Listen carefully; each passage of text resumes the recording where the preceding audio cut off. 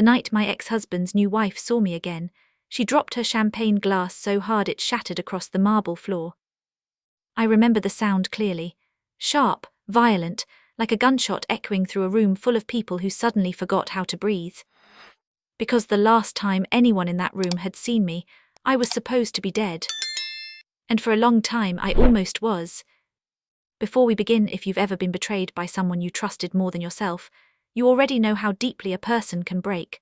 My name is Stephanie, and on this channel I tell stories about pain, justice, and the moments when karma finally catches up.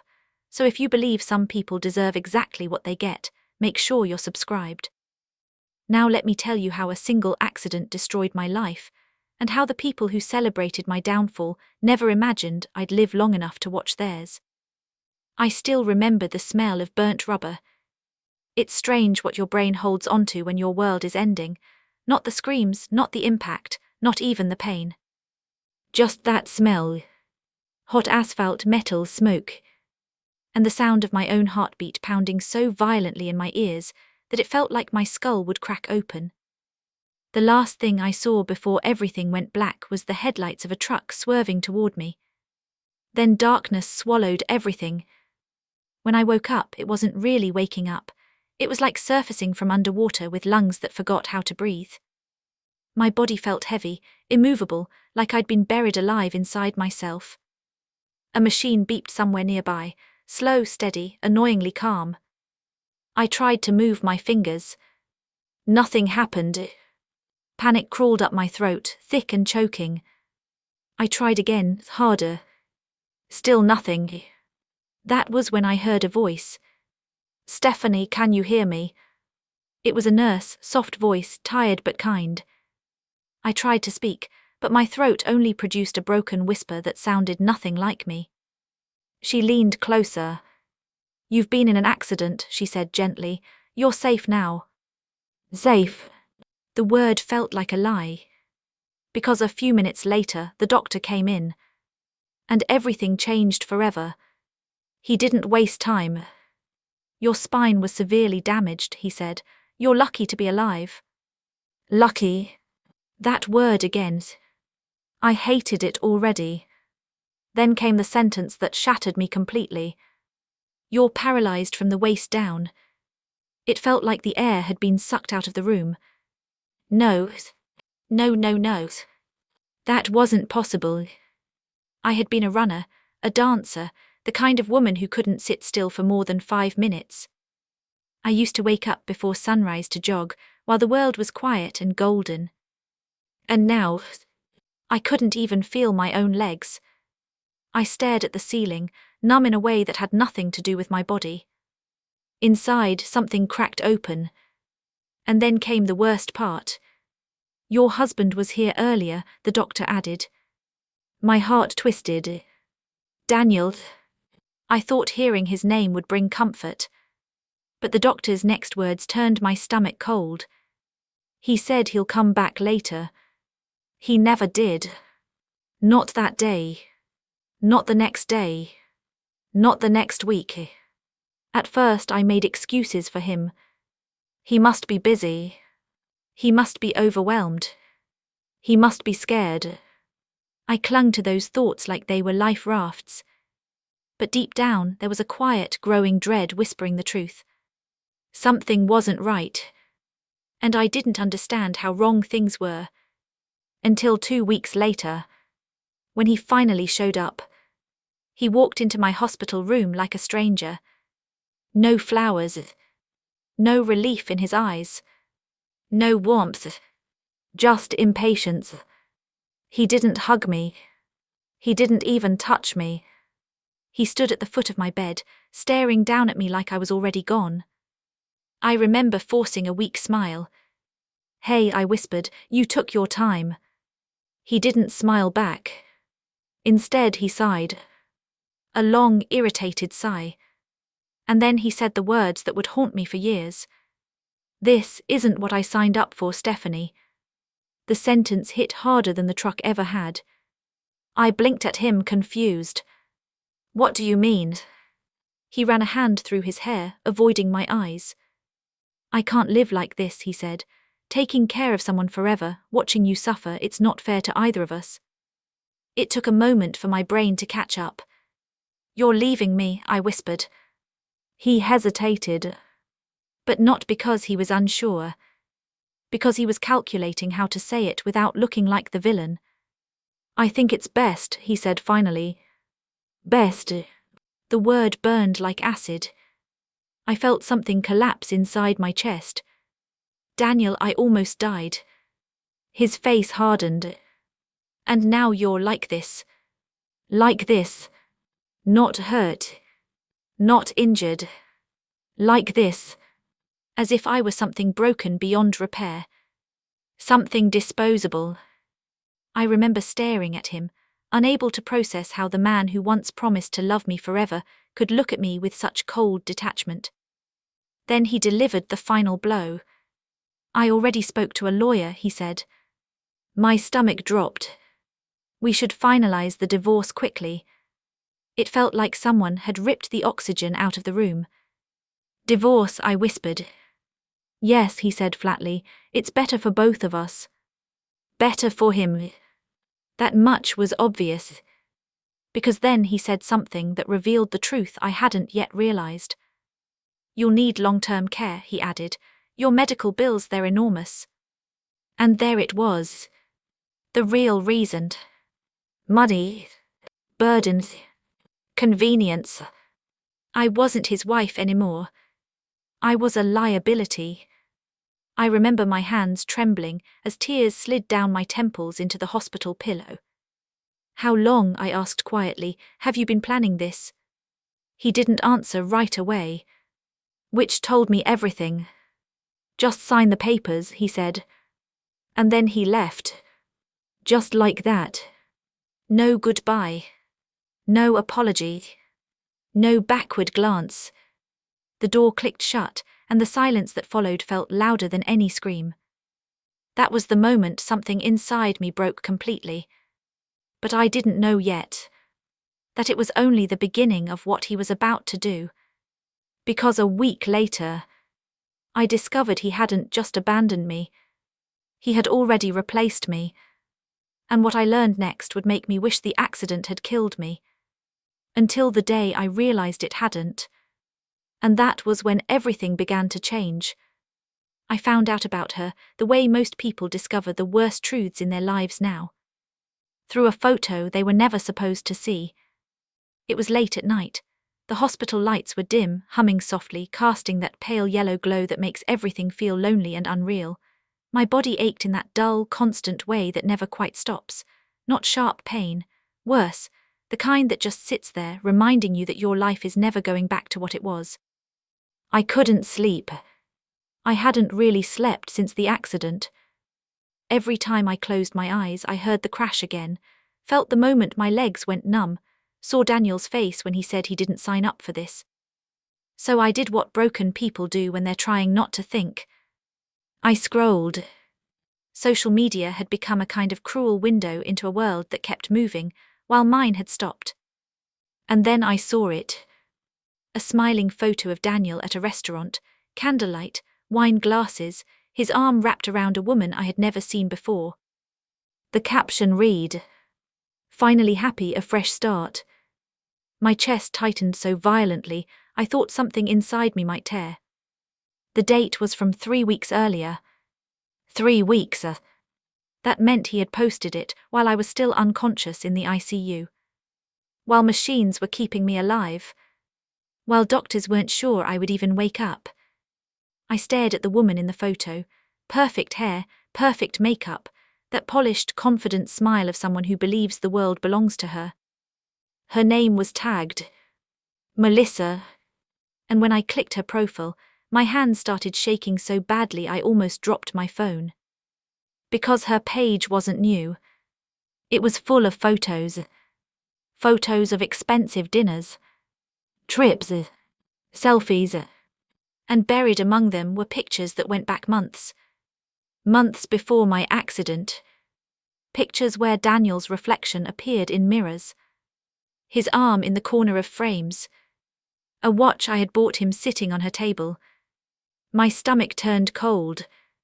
They hadn't just started seeing each other after my accident. They had already been together. While I was still his wife. While I was still walking beside him every day, believing we had a future. I felt something inside me shatter in a way that made the paralysis seem almost irrelevant. Because this pain, this betrayal, it was deeper than anything physical. I couldn't breathe properly. My chest rose and fell in shallow bursts. The room felt too small, too suffocating. I remember whispering out loud, "How long?" But there was no one there to answer. The next morning, Daniel came back. Not to check on me. Not to apologize. To bring the divorce papers. He walked in like a businessman closing a deal. Clean suit, cold expression, a folder tucked under his arm. He placed it on the table beside my bed. "We should finalize this quickly," he said. "No hesitation.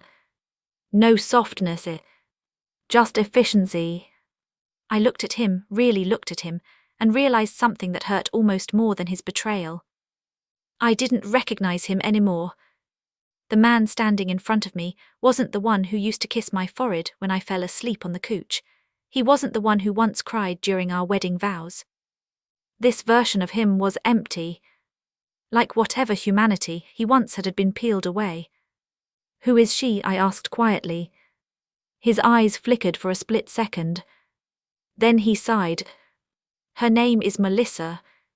No denials. No guilt. Just confirmation. "How long?" my voice cracked. He hesitated again. "Does it matter?" Yes. It mattered more than anything. Because the answer would tell me whether the life I thought we shared had ever been real. "Tell me," I whispered. He looked annoyed, like I was asking something inconvenient. "A little over a year." The words hit like a physical blow. A year. He had been lying to me for a year. Smiling at me, sleeping beside me, planning a future with me. All while building a second life behind my back. I felt heat rise behind my eyes, but no tears came. It was like I had passed the point where crying was even possible. "So you were already planning to leave," I said slowly. He shrugged. "I wasn't planning for this to happen," he gestured vaguely toward my body. "But yes, things were already over between us." Over. Just like that. Like 10 years of marriage meant nothing. Then he leaned slightly closer and lowered his voice. "You should sign quickly," he said. "Your medical expenses are massive, the insurance doesn't cover everything. The faster we finalize, the easier it'll be." It took me a second to understand what he meant. Then the realization hit me. He wasn't just leaving. He was trying to avoid responsibility. If we divorced fast enough, he wouldn't have to pay for my care. The man who once promised to protect me was now calculating how to abandon me at my most helpless. I felt something shift inside me. A quiet, cold clarity.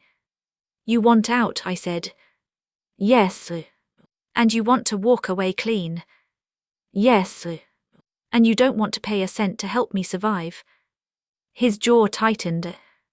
"This situation isn't my fault." "Not his fault." The words echoed in my mind. "Not his fault." I stared at him for a long moment. And for the first time since the accident, I stopped feeling like a victim. Because in that moment I saw him clearly. Not as the man I loved, but as exactly what he was. Selfish. Cowardly. Small. "Okay," I said softly. He looked surprised. "Okay. I'll sign," I repeated. Relief flooded his face instantly. It was almost comical how quickly his expression changed. "Good," he said, "that's for the best." He slid the papers toward me. My hands trembled as I picked up the pen. Not from fear. From something else. Something darker. Because as I signed my name, a quiet thought formed in the back of my mind. You think you're walking away free. You think this is the end. But you have no idea. You just made the biggest mistake of your life." He didn't see it. He didn't notice the change in my eyes. He took the papers, nodded curtly, and left. And just like that, I was alone. Divorced. Paralyzed. Betrayed. With no income. No support. No one to rely on. For weeks after that, I lived in a fog of pain and rage. Physical therapy was brutal. Every day felt like trying to climb a mountain with no legs. My muscles burned, my back throbbed, my hands blistered from gripping wheelchair rims. And at night, the thoughts came. The images of Daniel laughing with her. The memory of his voice saying he didn't sign up for this. The humiliation of knowing he was out there living happily, while I struggled just to sit upright without collapsing. I hated him. But more than that, I hated how powerless I felt. Because revenge requires strength. And at that time, I had none. Or at least that's what I thought. Until one afternoon changed everything. It happened during a routine hospital meeting with a financial counselor. She was explaining my options in a calm, practiced tone. Long-term disability, rehabilitation programs, legal support. Most of it blurred together in my exhausted mind. Until she said one sentence that made me sit up straighter. "There may be grounds to review the insurance claim," she said. I frowned. "What do you mean?" She hesitated.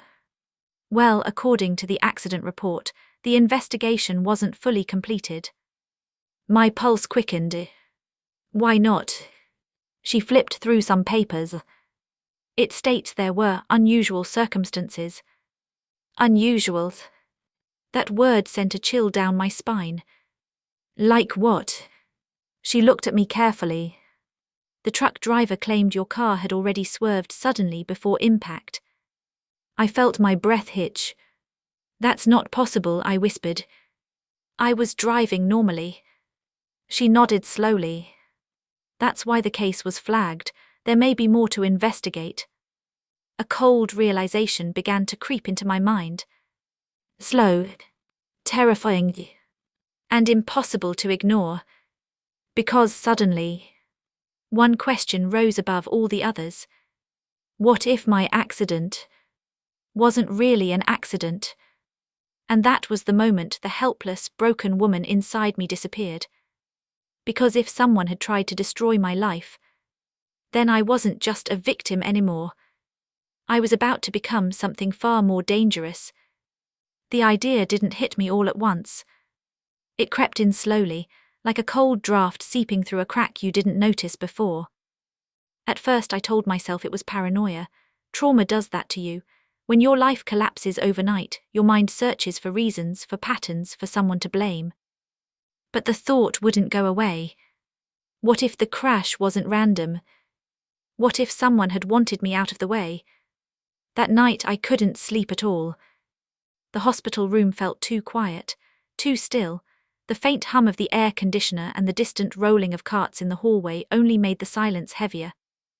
I stared at the ceiling for hours, replaying the accident in my mind. I remembered driving home from work. The sky had been turning orange, that calm, soft kind of evening where nothing feels dangerous. I remembered slowing at the intersection. And then, a sudden jerk in the steering wheel. Not a skid. Not a mistake. A violent pull to the left. At the time, I thought I had lost control because of a pothole or debris. But now that memory felt different. Too sharp. Too deliberate. My chest tightened. What if the car had been tampered with? The thought made my hands go cold. Because only one person had access to my car that morning. Daniel. He had insisted on taking it to get checked a few days before the accident. I remembered it clearly now. He said the brakes felt off. I had thanked him. Kissed his cheek. Trusted him. The memory made bile rise in my throat. I pressed my hands against my eyes, trying to steady my breathing. No, I told myself. Don't jump to conclusions. But once a suspicion like that takes root, it doesn't let go. The next morning, I asked to speak to the hospital legal advisor. She came in with a calm, attentive expression, not knowing she was about to ignite something inside me that had been dormant since the crash. I told her everything. The counselor's comment about the unfinished investigation, my memory of the steering wheel jerking, Daniel's behavior after the accident, his rush to divorce me, his sudden relationship that clearly began before I got hurt. She listened without interrupting, and when I finished, she leaned forward slightly. "Stephanie," she said carefully, "have you considered requesting an independent review of your vehicle?" My heart pounded. "Is that possible?" "Yes," she replied. "If there's evidence of mechanical tampering, it could reopen the entire case." The word tampering echoed in my mind. It made everything feel suddenly real, suddenly dangerous. "Do it," I whispered. And that was the moment my transformation truly began. Because from that day on, I stopped thinking like a victim and started thinking like someone preparing for war. The investigation took months. Months of waiting. Months of grueling therapy sessions where my muscles screamed with every movement. Months of sleepless nights, staring into the darkness, imagining what I would do if my suspicions were true. During that time I changed. Not physically. Not yet. But mentally. The helplessness faded. In its place grew something sharper, colder, focused. I began documenting everything. Every medical bill. Every message Daniel had sent. Every social media post of his and Melissa. I studied them like clues in a puzzle. Patterns began to emerge. I noticed how quickly he moved in with her after leaving me. How their lifestyle suddenly became extravagant. New car. Luxury trips. Expensive parties. It didn't make sense. Daniel wasn't wealthy.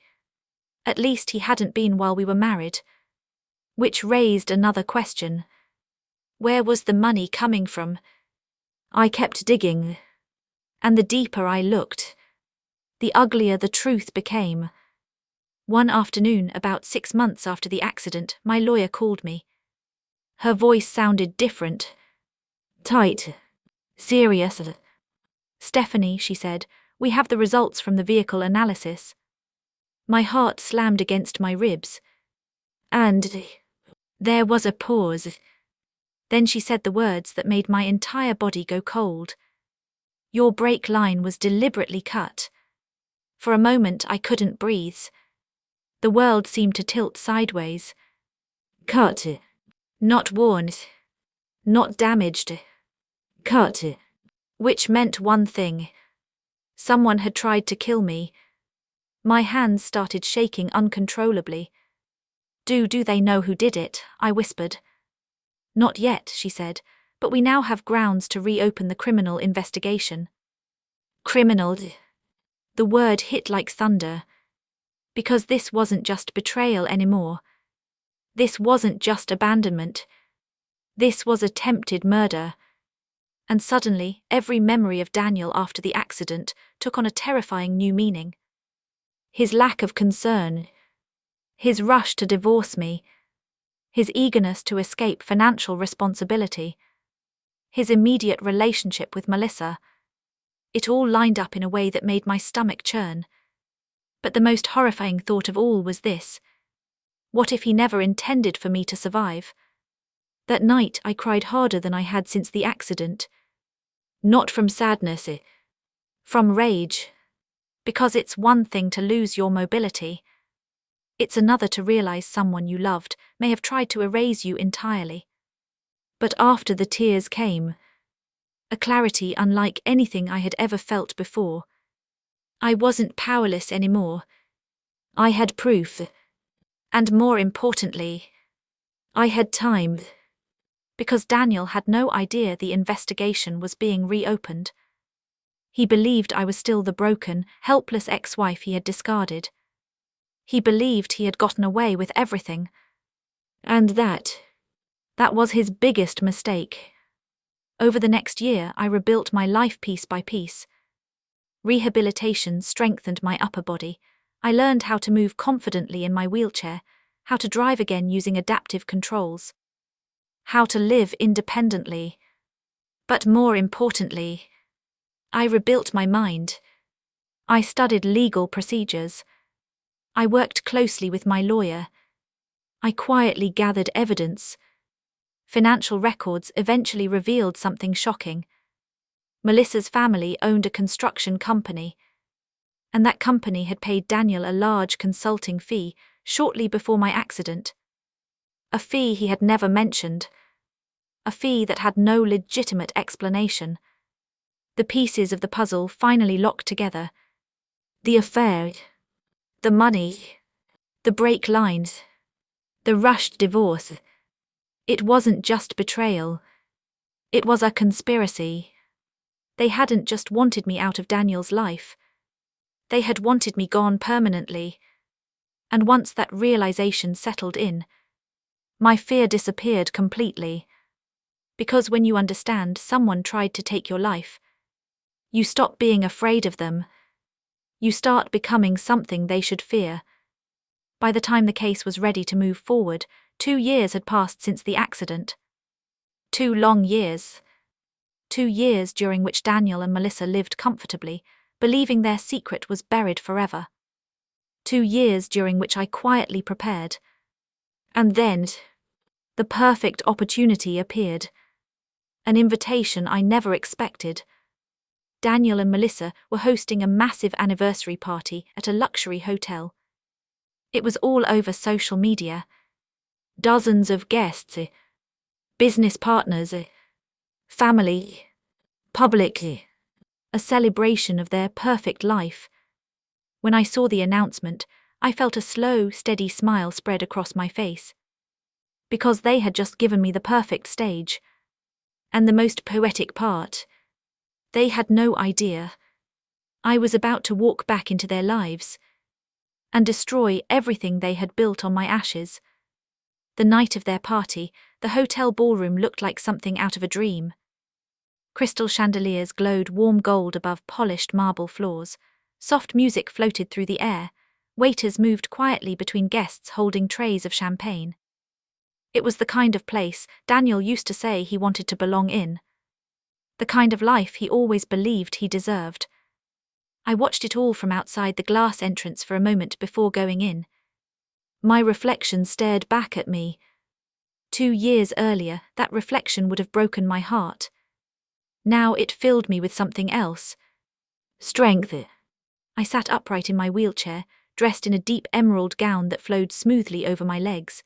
My hair was styled carefully, my makeup subtle but sharp, not to impress them, but to remind myself I had survived. And tonight they would finally understand what that meant. As I rolled toward the entrance, the automatic doors slid open with a soft hiss. Inside, the air smelled of perfume and expensive food. Laughter echoed. Conversations hummed. No one noticed me at first. And that was fine. Because I wasn't there to slip in quietly. I was there to make an entrance they would never forget. I moved slowly through the crowd, letting people's eyes drift toward me, linger, then widen in recognition. Whispers started almost immediately. Is that? It can't be. I thought she. The tension spread like electricity. And then across the room I saw them. Daniel and Melissa stood near the center, surrounded by guests, smiling, accepting congratulations. He looked confident, relaxed, like a man who believed his past was safely buried. Melissa looked radiant in a white designer dress, one hand resting possessively on his arm.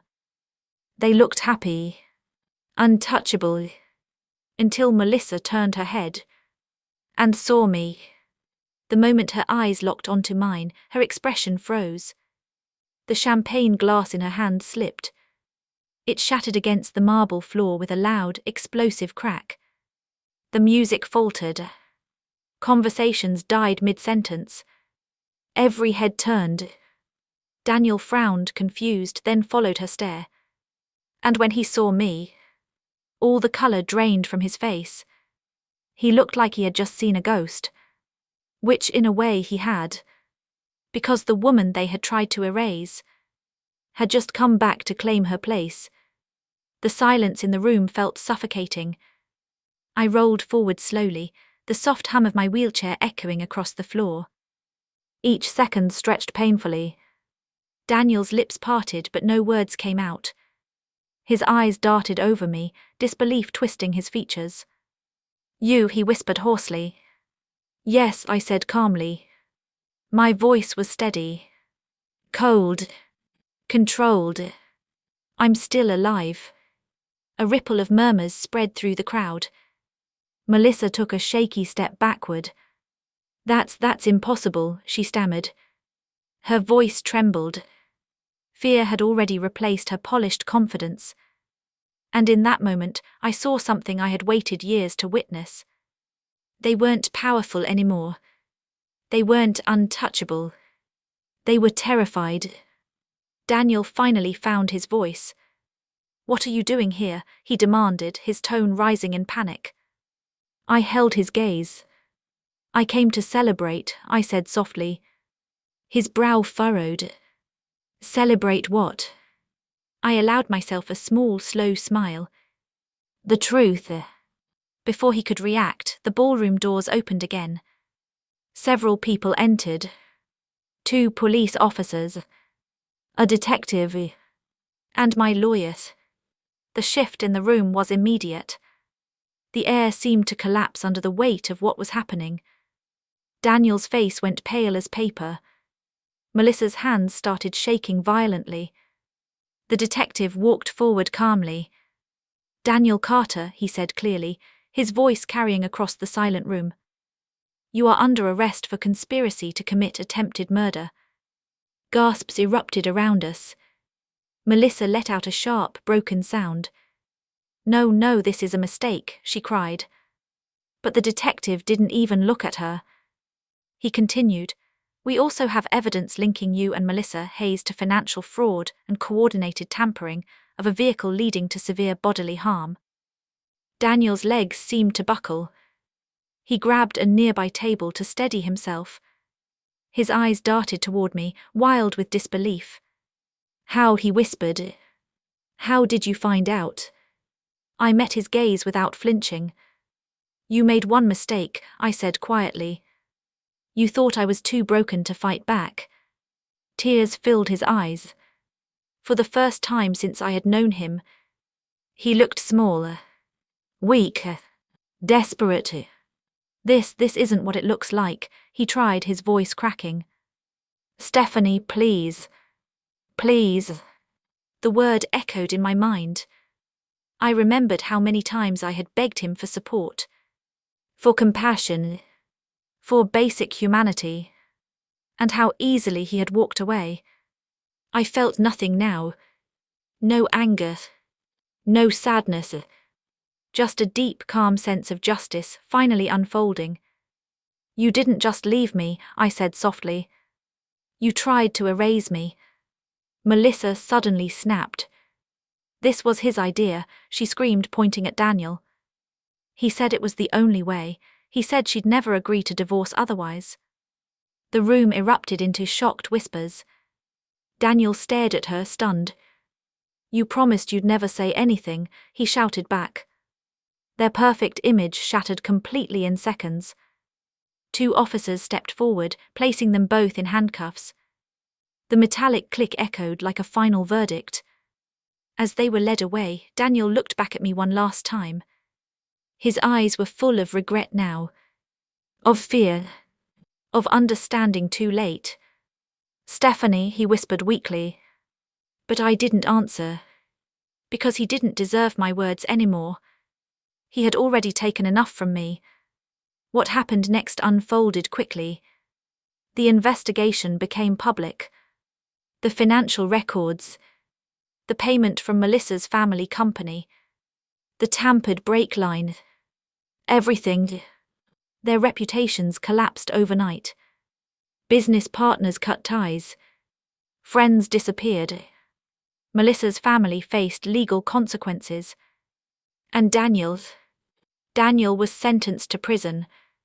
The day the verdict was announced, I sat quietly in my apartment, sunlight warming my face through the window. For the first time in years, I felt truly free. Not because they were punished, but because I was no longer defined by what they had done to me. I had survived. I had fought back. And I had taken control of my story again. People often ask me now if I hate them. I don't. Hate is heavy.